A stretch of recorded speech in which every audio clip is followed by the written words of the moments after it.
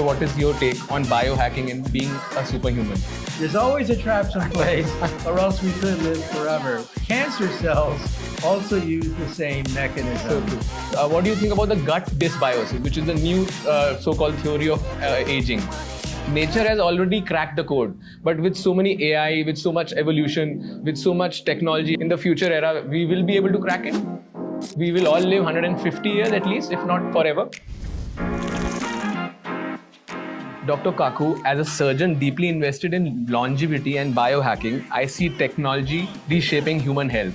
How do you envision AI and quantum computing revolutionizing personal medicine and extending human lifespan in the next decade? Me personally, being a biohacker, I'm working towards health optimization. As I was listening to the entire interview. So you were talking about health optimization and becoming superhumans. And The Art of Impossible by Stephen Kotler and many books suggest that we all can be superhumans. So what is your take on biohacking and being a superhuman? Well, why do we die? We die because of the accumulation of errors, mistakes 100%. in our genome. 100%. And these mistakes accumulate to the point that certain organs fail to function. And that's one reason why we die. Yes. Now, we have what are called chromosomes. At the end of the chromosomes, we have little caps at the end of the chromosomes. They get shorter after every reproduction. That's telomere shortening. Yeah, the telomeres. Yeah. When the telomeres get very, very short, that's when the whole thing falls apart, Correct. the cell dies, and you die. Correct. So that's one reason why we die, okay? So what is death? Death is the accumulation of mistakes. And where do the mistakes accumulate? The mitochondria. Mitochondria. So the mitochondria is the powerhouse. area where the most mistakes are concentrated, and that's when that happens, then you die. Now, you can stop the clock. The Nobel Prize was given to a few women who discovered telomerase. Correct. Telomerase stops the clock. Correct. So you no longer are building up all the mistakes. So then the question is, why can't you live forever? So true. Well, there's a trap. There's always a trap someplace, or else we could live forever. Everybody would. So if you could live forever, if your telomeres can reproduce themselves forever, and there is a way to do that, to have them reproduce themselves. So in principle, immortality is possible, except there's a catch. Cancer cells also use the same mechanism. So true. So we have to, in other words, to live forever, you have to make sure that your telomeres contract and eventually stop without Getting triggering cancerous the cell. mechanism of cancer. Cancer is a check. Cancer is the reason why we don't live forever. Even though everything else seems to be on track, cancer will get you every time. We haven't solved that problem yet. And with the telomere shortening, you must be aware that there was a study which scientists did on NASA, on astronauts who were going abroad, out of space. And their telomeres are actually shortened when they were in space.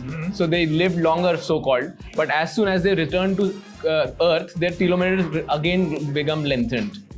So that's so in the field of biohacking, as you've rightly said that mitochondria is so important. But what do you think about the gut dysbiosis, which is the new so-called theory of aging? That we are aging because of the gut because of the imbalance of the gut microbes. Well, there are many theories about correct. trying to live forever. The one that has the most credibility today involves telomeres, but there are other mechanisms by which So many. organisms may live longer. Take a look at the animal kingdom, for example. Two animals stand out in terms of longevity. One is the shark, especially the Arctic sharks. So true. As a Greenland shark, I think one of the Greenland shark, Yeah. they can live up to 500 years, Yeah. the Greenland shark.